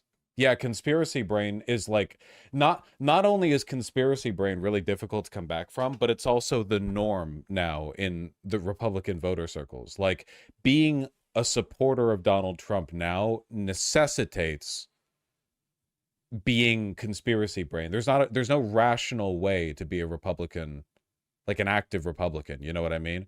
There's no way to thread that needle at this point. It's a cult. I don't think you're going to change most of their minds. Now, individually, some of their minds can be changed. There's no guarantees when you're talking about groups of people that large. And what's more, that doesn't mean that all of them are like Hitler. They vote in Hitler. That doesn't mean they're Hitler. But if you vote in Hitler, you're a little bit Hitler. I mean, if you are in a mental state where you're capable of being manipulated into being a toady for... you know, Project 2025 agenda, you know, you're willing to like vote it in, defend the people who are enabling it. That doesn't necessarily mean that you're ideologically on the level with everything that the people you voted in are doing. But I still don't want unity with you, because when I hear unity, I hear stuff like what Obama's suggesting, that there's some kind of common humanity that we need to rediscover to move forward. Like, I don't believe in any of this. There's no common humanity that we've lost. There's no communication breakdown. There are fascists and non-fascists, you know? The Nazis rising up in 30s Germany, that wasn't like, oh, you know, people in Weimar Germany have lost their way, but we have underneath it, there's like a fundamental truth that we need to That's not like, what is that? That rhetoric is nothing. It wouldn't do anything then. It doesn't do anything now. Maybe some of them can change their minds, but you have to beat them. You have to win. They can't win, man. Yeah, I don't want to reach across the aisle. I want to win. Reaching across the aisle implies that I need their power for something. I don't want it. I don't want to have to work with them. What are they going to work together on? Like they block everything. They're completely obstructionist. Like when was the last time the Republicans have worked together with Democrats on any, like, apart from the very basic, like you have to pass like a national budget every year, of course. Like there's some stuff, the very basic operation of the country. But in terms of like moving forward, you know? It's just it seems like there's no way to work with them, really, only to make yourself vulnerable to them and by trying to appeal to them. Yeah. Vosh, if Chad had witnessed what had gone down during the lead up to Obamacare, they would recognize you're right. Obama bent over backwards to build bridges with Republicans who had no desire to work with him, no matter what they said publicly. Yeah, I remember that there were so many compromises made, and then a lot of the Republicans for whom the compromises were made didn't vote in favor of it anyway. Like, the Obama's best shot would have been being the most like aggressive FDR-esque first 100 days of the presidency like guy ever, when he had both halves of Congress and never rely on Republicans for any help at all. You know, maybe some really aggressive behind the scenes whip bullying to try to get some votes that were necessary for some things, but you know, it just didn't work out. Republicans don't want the country to be better. Do you believe in unity or only winning? I don't know what you mean. What do you mean when you say unity, Captain Flavortown? Unity is in like, what unity is there with fascists? What do you mean by that? How do you unify with them? On what issues? What practical, in what fashion do you do that? If unity is winning, then, I mean, I want to win. If winning means like everyone supports what I support and that is unity, then sure, then that to me is winning. But right now, unity just means, like, trying to build bridges with fascists. Pulling people to your side is how you win. I agree. Obama's not doing that here. I mean, all of these are criticisms that I've made before. Chad is being stupid. They think your rhetoric means you want to exterminate Republicans or something. I don't know what I would have ever done or said to give anyone that impression. Stunlocked by a goofy lib. Oh, what do you mean stunlocked? This is, give me a break, man. I stream to Yap. The DNC streams have been agony for me. I have to listen to other people yap. Are you kidding me? Give me a chance to talk. An argument with chat, please. Thank you. A breath of fresh air. My headache's feeling better now than it has been for the past 5 hours. Give me a breath. Vosh, I feel like you're being intentionally obtuse. There is on the books proof this rhetoric works. Just move on. Why is it the people who disagree with me keep telling me to move on? You don't want me to examine your Alex Jones best rant ever. I love Obama. Okay, maybe you were telling a joke. I don't really get it, but in the middle of the headliner speech, no one agrees with you. Dude, if you actually care that much about listening to the full Obama speech, what the f are you doing in my channel? No one agrees with me? Guys, if you're just liberals who are here for a rebroadcast of the DNC, you know that C-SPAN and Kamala Harris's channel both have clean audio that goes uninterrupted by anything like the nagging voice of a political streamer inserting his opinion into the proceedings. What are you talking about? If you just want clean audio, why be here? Like, wow, like genuinely, why are you watching it through here? This isn't the only rebroadcast of it. It's all over the place. It's the Vosh channel, not the Obama channel. I like presidents to act presidential. This Obama speech reminds me of what I lost. I'm sorry if that's bad. I mean, it's bad because that's liberal bullshit. I'm sorry to tell you, yeah. You're basically saying that you don't care about the substance or the ideology. You just care about the professionalism, civility, and rhetoric, which means you're sort of, yeah. I mean, you would have gotten duped. That's the problem. That is directly what I'm criticizing. Like I mean, yes, that is bad. I don't think I'm saying anything that controversial. Where'd you get these liberals in your audience from? Sometimes I really do worry that as a consequence, here, my headache feels a bit better. I can wear regular glasses, hopefully. Sometimes I really do worry that as a consequence of the fact that I'm very, like, pragmatic minded when it comes to my approach to these things, to politics and political organizing. And because I say stuff like, well, yeah, you should vote for the Democrats. And because I criticize the way other lefties handle things and I criticize the tankies and stuff, sometimes I do worry that I like open up a path for my audience to be liberal leaning. And I'm okay with there being liberals in my audience for the same reason that I'm okay with conservatives watching my channel, you know. But like, you are here from my perspective to have your mind changed, and if you don't, then I do in the long run consider you kind of an enemy of the project that I believe in. You're not like a different perspective in the tent. Like, you are here ideally. I'm not magic, I can't convert everyone's perspective, right? Like, but in my hope would be that you would stop being liberal. That would be my hope. And every once in a while I get in trouble over this because, you know, I get in a fight, like with the Canadian thing with the trucker blockade. You know, these events happen, and I get reminded that there are a lot of liberals in the community. And again, I'm not saying you're like a fascist or whatever. Like, I don't think you're actively maliciously causing harm, but I do disagree with the way liberals engage in political analysis, and I think that those failings cause harm. So my hope would be to change minds. And I don't know how to go about this lightly, because every once in a while I just get this reminder, like a lightning bolt, and I get kind of like incredulous and a little bit frustrated. And then I think, well, okay, I can't expect everyone to watch me to like agree with me on all these things. But in this case, man, I'm just criticizing Obama. And you said you didn't want to argue. It's not a campaign goal to reach Trump out. It's not Obama suggests you came to a broader sentiment that's held by a lot of Democratic voters. The point is to reach Republicans, get them to vote for Kamala. It's to inspire Dem voters to be engaged, because Dems winning is what will bring unity. Something is impossible under control. It doesn't matter if it's a real rhetorical strategy. It's all about turnout. I know. I understand that, Annie. I just don't like this rhetorical strategy. I think it leads to bad outcomes. I mean, it's also just bad analysis. You know, I think the real energy that we're seeing, the real boost in energy, the people who will be motivated by this Obama speech, the Gen Xers and millennials who really like gun with this, I think they're already going to vote. I think that you're going to see more engagement, a broader base being energized with more populist rhetoric. This is anti-populist rhetoric, really. This is like, you know, your concerns, your hopes, your fears, set them aside. We have a shared humanity. You know, we must act in order to restore the faith and fabric of our beloved United States. It's this sort of thing. Biden's best moments where he moved off of this, right? I mean, yeah, AOC did wonderfully. Right, but it's not about getting them to vote. But I've already said I just don't think that I don't like this rhetoric. I don't like what it implies. I don't like the mindset it instills in the voting base. And I think there are more effective ways to get people out there to vote. I don't think that, like, there's a reason why, you know, I don't think that Obama's been able to motivate much in the way of a long-term movement or ground game after this, whereas Bernie Sanders was. And I think a lot of that is just because people don't like this messaging. I don't think it procures those outcomes. But like, we can disagree on that. I don't know why. Genuinely, do you think Kamala and Obama are more different in terms of policy or rhetoric? You mean if I have to choose between the two? Or do you mean like, are they that different with regards to those two factors? The answer is yes. Kamala and to an extent Joe Biden are susceptible to the pull of populism. More so Kamala. I mean, look, when it switched from Joe Biden to Kamala, there was like this massive shift in campaign strategy and in messaging. And the DNC has been like 95% union warbling, you know, which is pretty based and red pilled. Obama doesn't enable that. Well, I don't know any. Hopefully we get a great in memoriam in 2028 when Obama's beautiful seaside mansion tumbles into the ocean at 3 a.m.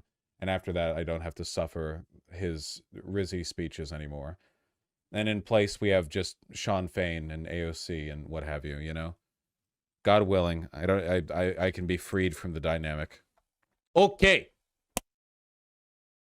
In that sense, they both represented an entire generation of working people who, through war and depression, discrimination and limited opportunity, helped build this country. A lot of them toiled every day at jobs that were often too small for them and didn't pay a lot. They willingly went without just to keep a roof over their families' heads, just to give their children something better. But they knew what was true. They knew what mattered. Things like honesty and integrity, kindness and hard work. Actually, what matters is class They warfare. weren't impressed with braggarts or bullies. They didn't think putting other people down lifted you up or made you strong. They didn't spend a lot of time obsessing about what they didn't have. Instead, they appreciated what they did. They found pleasure in simple things. A card game with friends, a good meal, and laughter around the kitchen table. Helping others. And most of all, seeing their children do things and go places that they would have never imagined for themselves.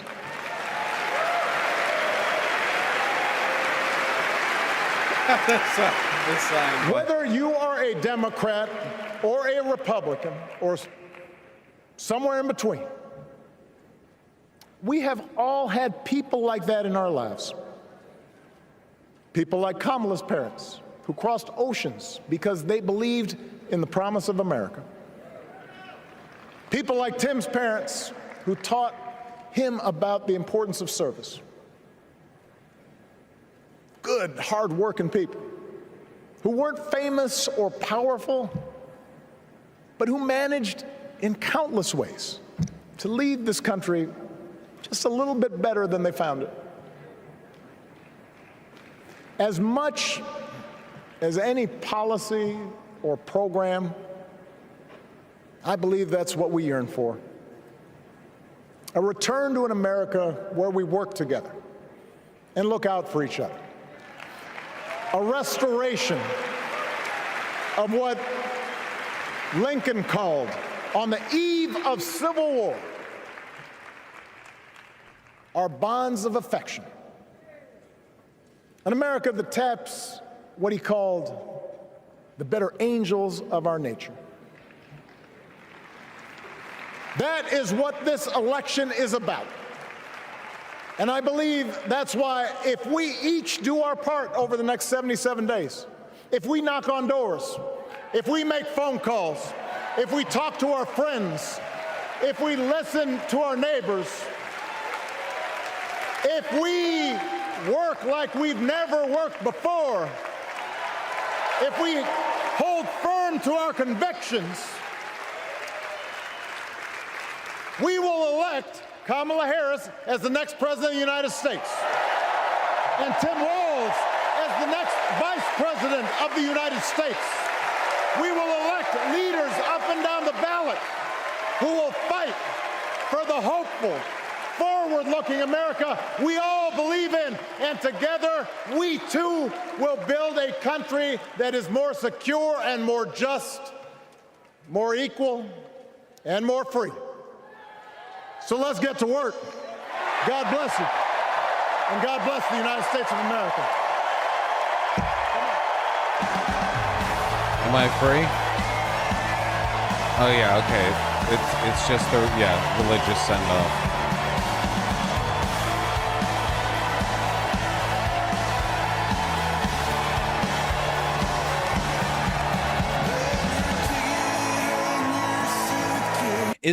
Is it like a taboo for political operatives to acknowledge how many people in America don't vote?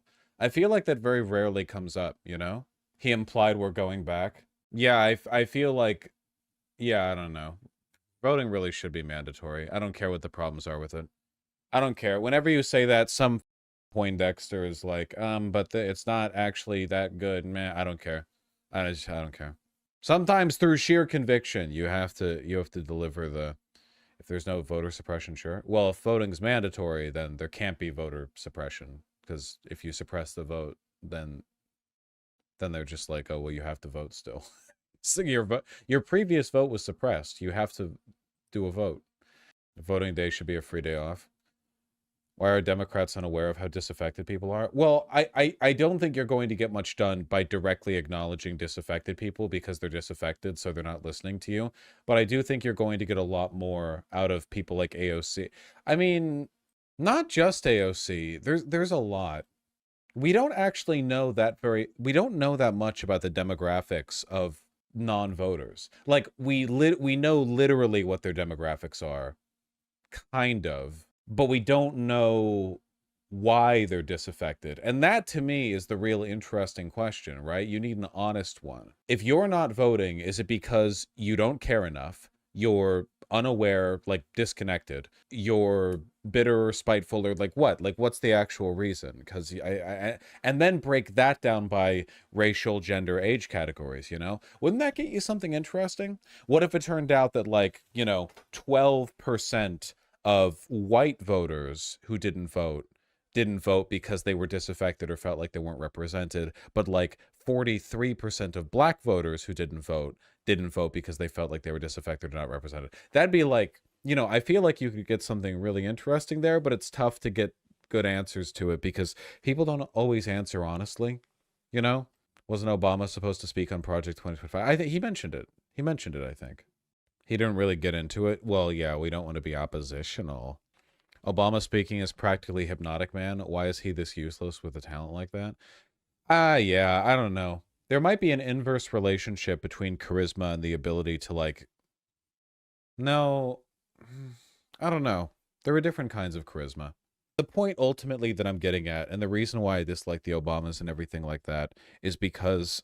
rhetorically speaking, the difference between class analysis and liberal individual analysis and the way they present politically, it's not actually that great speech to speech. Like, people don't normally go out there and say, like, you know, proletariat, bourgeoisie, whatever the, you know, usually they use language that kind of like appeals to the common interest. And for that reason, the discourse gets limited to a set of terms and euphemisms that are acceptable in political discourse, and that means that it's kind of easy to conflate the populist with the institutionalist, with the technocratic, with the class-based, with the liberal individualist, whatever else. And some of these, they get dangerous, man. They get really, really, really dangerous. It's you got to watch out for that shit. It is it's more, in a way, it's almost more dangerous than the outright fascist, because the outright fascist in many cases makes a fool of themselves and sort of limits their own power. Whereas the, like, neoliberal coded, you know, coded non-populist rhetoric or whatever can sort of weaken the system in a way that people cheer for. The same thing happened with Macron over in France, with Tony Blair in the UK, where you have these, like, very handsome, popular, charismatic, though not as much as Obama, right, but still, leaders who kind of erode the institutions they claim to represent because they're not addressing these critical underlying class elements. And Trudeau as well.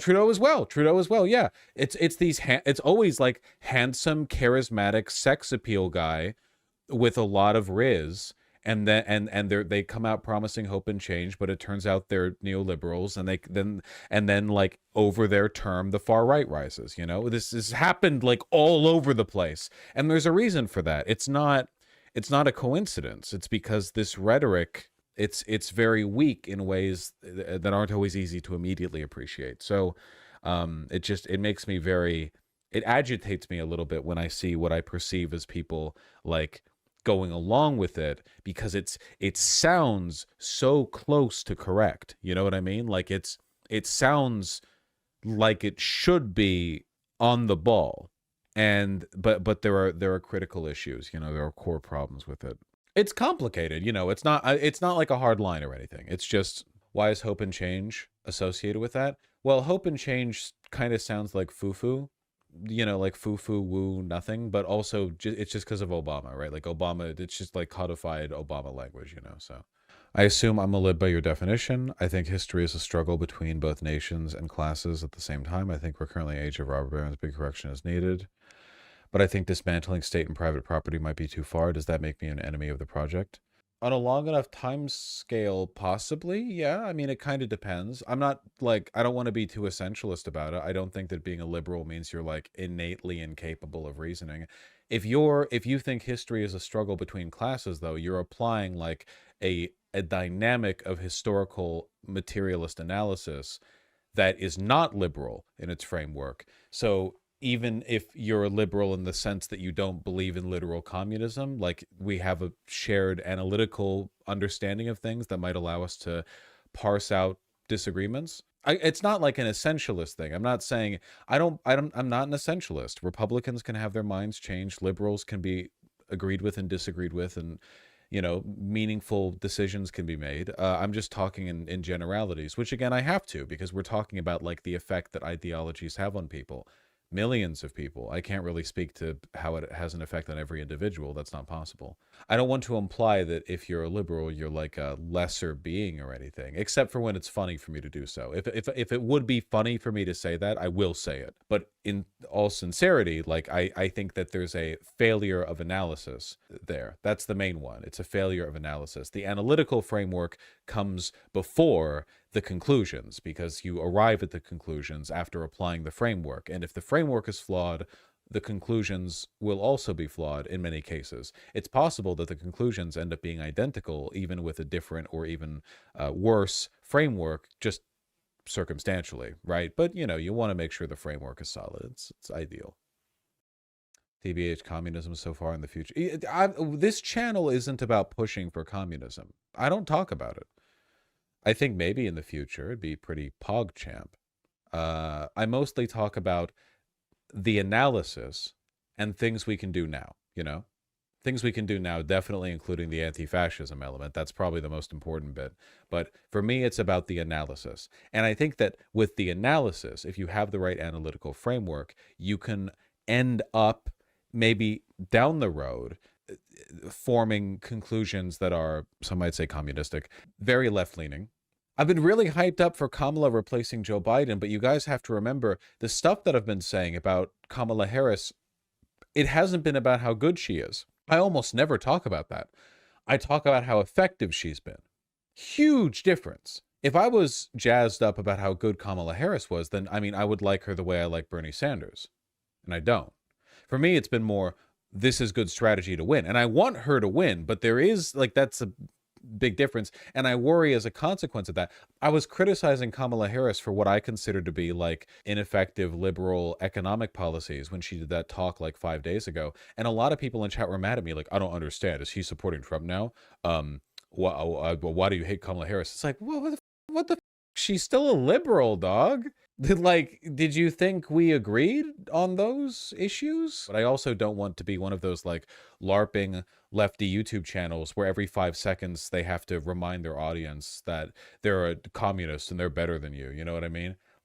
Oh, yay, I'm glad that Kamala Harris might be Trump, but just to let you know, Kamala Harris is still a servant of American imperial power and is complicit in the genocide of Gaza. Those things are true, but also I don't have to be cringe about it.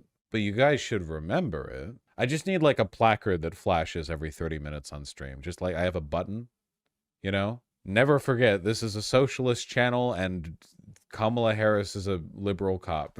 I don't know, something. It's true, but reductive and annoying. Exactly. Thank you, Emily. I appreciate that. Vosh, you still an anarchist? I think that my analysis and my morals are heavily informed by anarchist theory, but then when I talk to people who call themselves anarchists on Twitter, I find out that I'm a social, they don't say social fascist, I'm using the wrong, that's more of an ML thing. I'm a fascist because I don't believe in growing your own tomatoes or whatever, and I don't know. I think that it's a good analysis, it's a good point from which to begin analysis, I think, I think they got it going on. At least your liberals in chat are pretty left-leaning despite our more economic disagreements in the long run. Yeah, again, like I said, I'm not trying to encourage groupthink here. I enjoy disagreements. Another thing that bothers me sometimes is when people in chat seem to believe that it is a bad thing for me to argue with chat. I have no idea how you could be in this community and think that. That's pretty crazy to me. I love arguing with chat, and I know for a fact that it's entertaining to people watching. So I don't know who's losing out on it. Like I don't I don't know I don't know where the loss is in the you know, equation when you balance it out on both sides of the equal sign. It's because you have fun banning us. I rarely ban, and when I do, it's usually for a day. Could be also good to teach chat some more rhetoric. I mean, my main issue with talking rhetoric is that I don't think most Republicans can be moved over at this point. I was more hopeful about that back in 2019, but genuinely at this point, in order to be enough of a Republican that you'll stand to defend your positions, you have to be really in the cult mindset. It doesn't make it impossible, and rhetoric is still important in life in general. You know, it's like it's a broadly useful skill, but the framework for teaching rhetoric, like, is usually been, how do I convince someone that I'm arguing with, or how do I like defend this position or whatever. But it's like, dude, I don't think I've seen a productive conversation with a Republican in any context between anyone and anyone else in years. When was the last time you guys saw that? I remember back in 2017, 2018, 2019, even 2020, pretty often you would see what looked like good faith Republicans sitting down and going, okay, well, I do have some concerns about the border, and I do think we should bring jobs back to America. And they would like have an argument. It's like, okay, they're wrong and they've been fed bad info, but they're not crazy. They just have bad info. I haven't seen anything like that in years. And that's not an exaggeration. I genuinely can't remember the last time I saw that. I know it happens. I know it's not literally impossible, but man, things have changed, like, badly. Maybe godforsaken. I mean, rhetoric is very, very important. Very, very important. Being able to argue well, it's not just something that you do in political debates. It helps you in interpersonal arguments. Not because you're trying to epically own the opponent, but because understanding what everyone's saying and how to engage with it is just generally useful. Like, that's not, like, it doesn't even need to be an antagonistic skill. It's just a communication skill. It has applications all across the spectrum of human communication. So it's still important. It's just difficult. Unironically, make more videos about rhetoric, though. Okay, to be clear, all of my videos are about rhetoric to the extent that they all contain rhetoric, right? Like, when I make an argument, I don't need to say, this is how you make the argument. If I'm making the argument, that's an example of the argument that one might point to, or at least that I would point to, as an example of what I think good rhetoric it is, you know. If only debate wasn't dead. I haven't gone over it yet because it's meant to be one of the things that I go over that I keep not going over, because yesterday I was pooped because I had just gotten back from the hike in Mount Rainier, and today I'm exhausted because I have a headache and so on and so forth. Let me show you why I just don't care about debating and frankly just don't have any interest in doing it, okay? Look at this. This is one of the things I'll do a segment on when I finally get around to it, okay? Republican governor and Republican Secretary of State in the state of Georgia. What's your name? He said Parker? My name's Parker. We have a Republican governor and Republican Secretary of State in Georgia that approved our elections, and Donald Trump said that wasn't constitutional. All right, relax. Donald Trump tried to undermine our Constitution. You're at 10. I just walked in. I'm here to just learn. Hey, you're an anti-patriotic, anti-constitutional person crashing our party so because you tried to stop our democracy. I got one question. Donald Trump called the Secretary of State of Georgia and told him to find him some votes. What is a woman? Oh, my God. That is so weird, y'all. Maybe you should meet one. I'm married to one. Same. And that's why I just don't care anymore. Charlie Kirk is one of the, like, faces of the Republican movement. I debated him for 2 hours and I won. I dog-walked him. He spent 20 minutes being aggro, and when he realized it wouldn't work, the rest of it was me giving, like, an educational lesson to him and Tim Pool's audience. Now, he hears 30 seconds of completely correct talking points, and then he blusters back to a thought-terminating cliche that he has no interest in engaging with or answering. If I debated Charlie Kirk now, rather than 2 hours of me dog walking him, it would be 5 minutes of whatever the subject was meant to be, and then he would say, "Oh, well, what am I? Oh, yeah, well, how about this? What's a woman?" And then I would have to go, "Do you actually want to get into that, or was that just your attempt at escaping the topic?" And then he'd say, like, "Oh, well, what is a woman?" And then that would be the rest of it. There would be no, like, there is no discussion anymore. Nothing exists, nothing matters. What is a chair? Can you imagine debating someone and then you ask them any question, they're like, "What is a chair?" What the fuck do you mean, what is a chair? Go ask Socrates, dipshit. Like, there's no point, that no one wants to have a conversation. If Tim invited you back, would you go at this point? No. I've turned down plenty of debate. No, I'm genuinely, my interest in, I don't want to do things I'm not interested in. If the sauce isn't there, what would it be?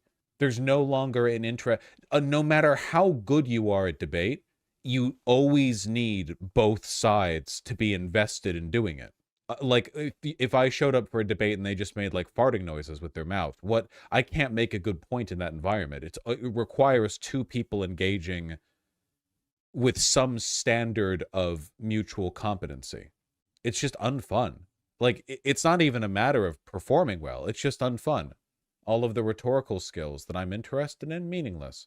You just scream your sound bites. That's it. Remember the debate between Moist Critical and Sneeko, where Moist Critical was objectively correct and reasonable the entire time, and Sneeko was like interspersing bad arguments with being pro-pedophilia. And after that, every right-wing account on Twitter was like, "Yo, Sneeko just owned Moist Critical on trans kids," or whatever. No one cares. Nothing matters. This is what I mean about no unity. How do you form unity with that? It's only power.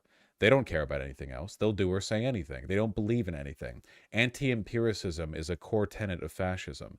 Once you free yourself from the burden of having to actually believe in something and hold to that position, you can do or say anything. And I just have no interest in engaging with it. The Hippy Dippy Revival was such a great example of why debate is stupid. Actual Justice Warrior was just stayed up engaging in pedantic trolling with a stupid grin on his face the entire time, to the point where even Destiny was about to leave a few times.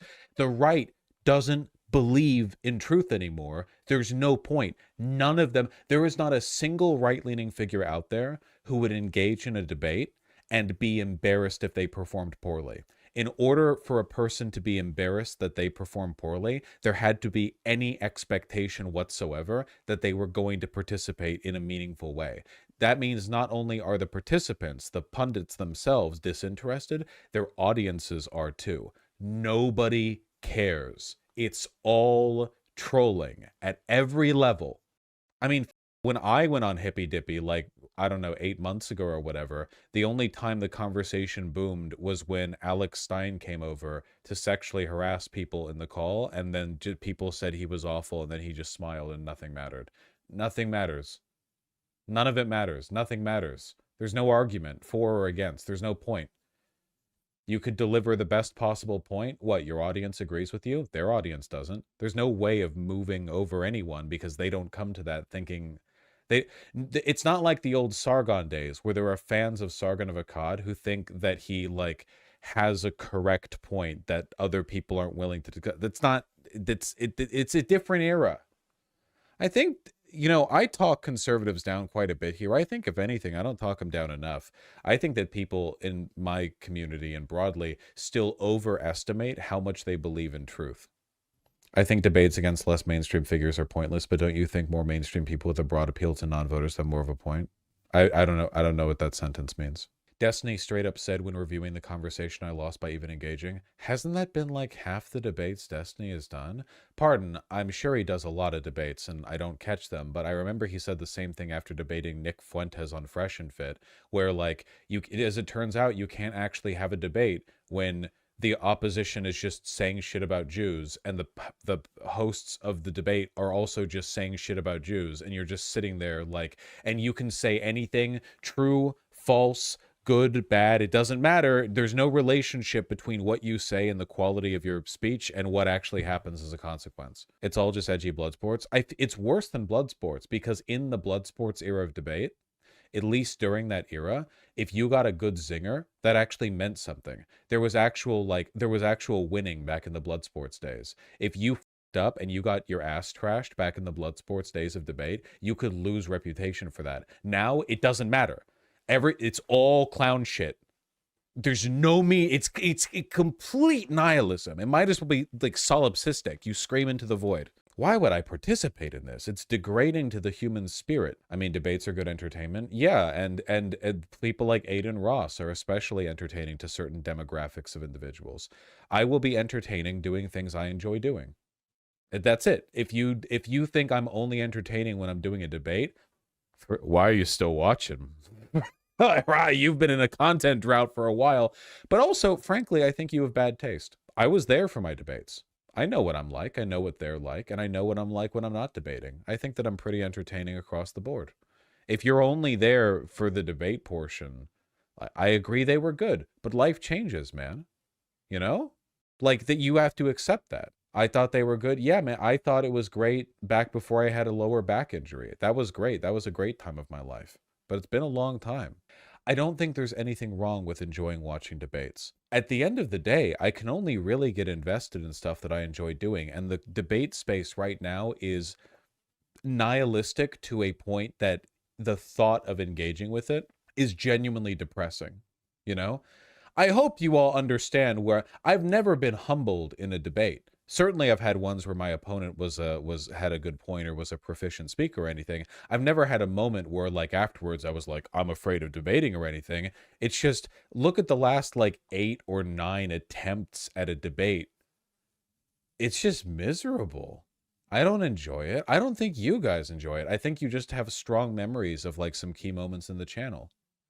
But we make new key moments every day. I don't want to turn into one of those sad sacks where all you do is reminisce about the good old days, you know, the memories of good. I'm still alive. The channel's actually booming right now, like more than it ever has.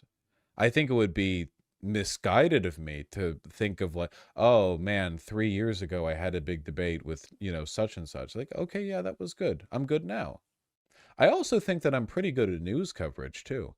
You know, I think that I've fallen into a good rhythm with it. I like it. I didn't used to like covering news. I felt like I was just doing the job of an MSNBC host. Now I feel like I do a good job tying it in. So I think, you know, yeah, I think I've gotten better at it. I like it. It's a skill that I value. I want to get better at it. Would it ever be possible for someone like James from Modern Day Debate to present you a debate you'd be interested in? No. No, my disinterest in a debate is unconditional at this point.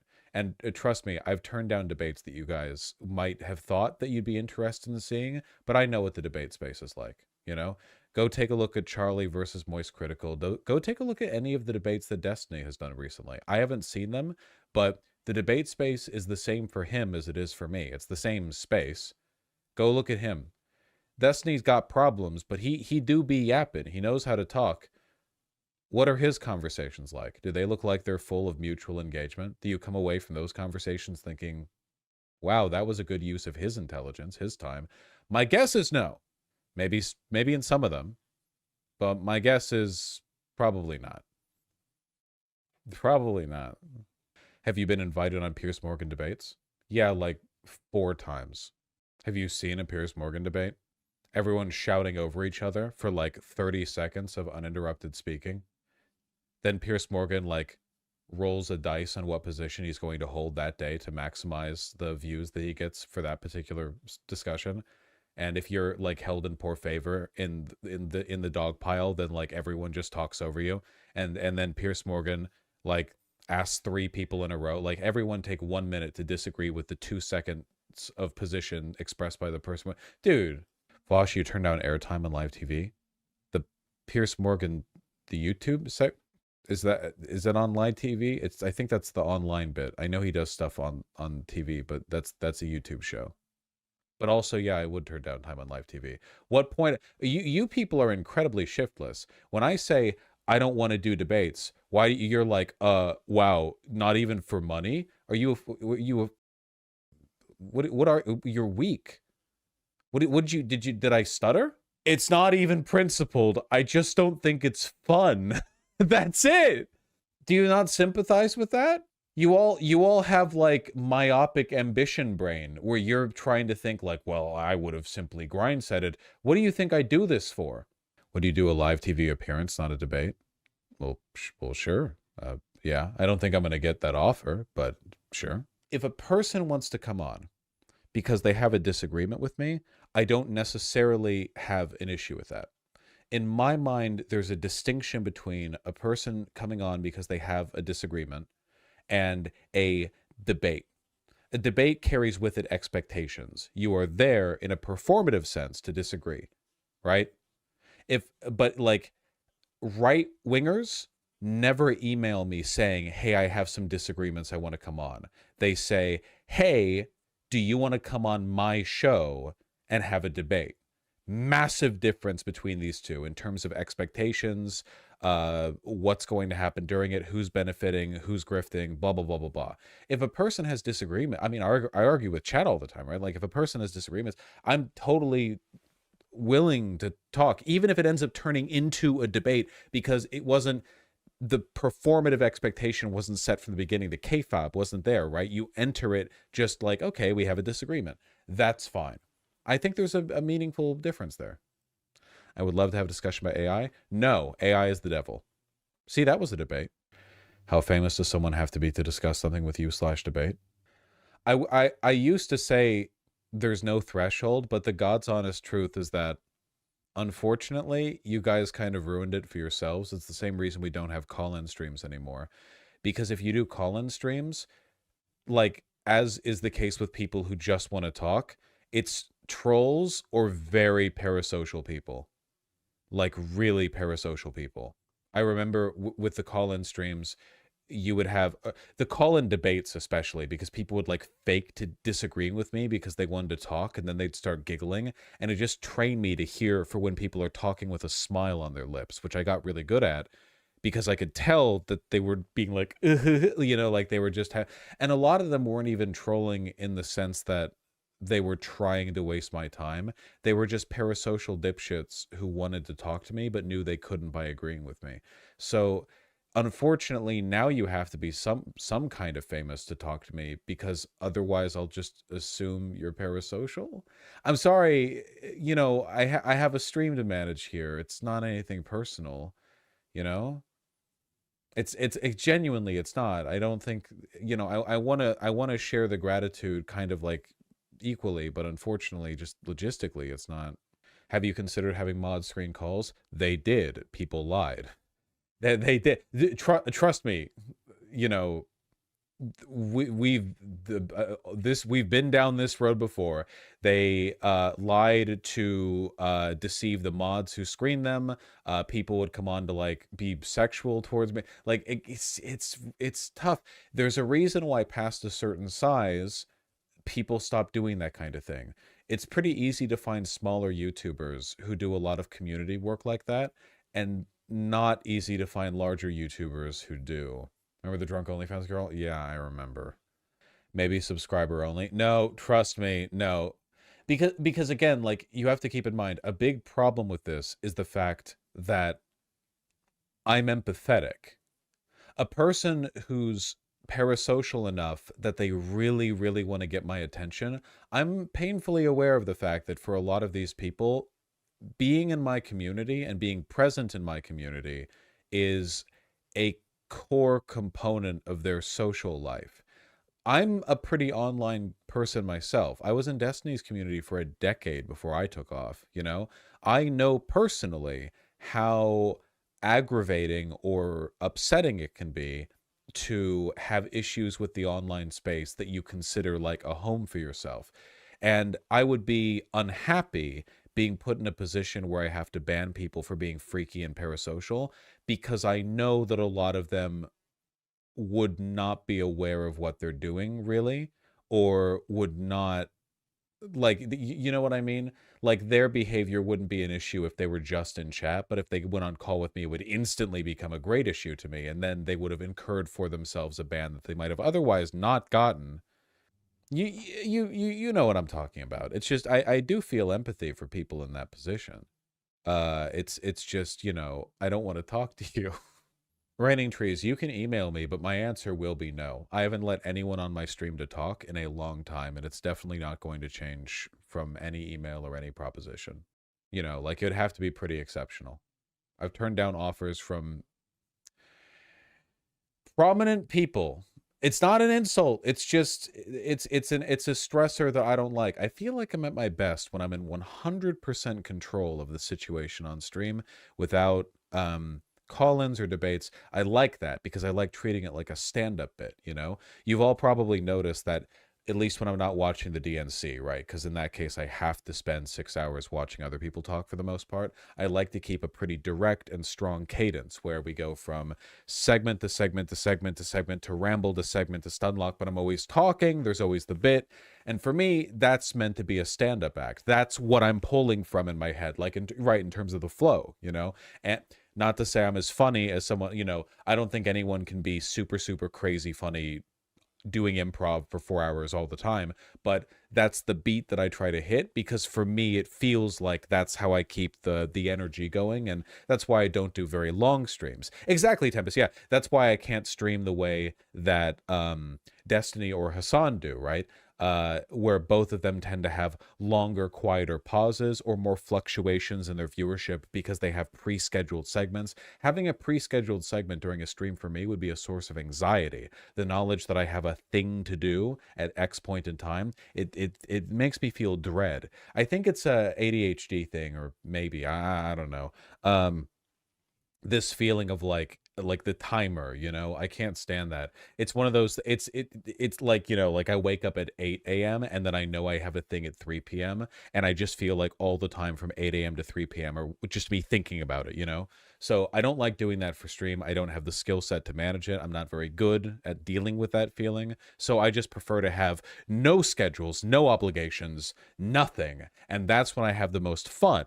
For instance, I wanted to end stream hours ago. When I was watching the DNC, that was an obligation. I had to watch the DNC. I was bored. I don't like the Obamas. I wanted to end stream. I had a headache. I still have a headache. But right now, because I'm just riffing and talking about what I want, I feel better. Arguing with chat, with any, about Obama, that made me feel better. Because that was something I was doing, you know? It's the innate selfishness, I think, of, I don't know, like the way I present the format and the way I engage with it, but it's a live stream, so it fits, you know, it fits with how this is supposed to go, I think.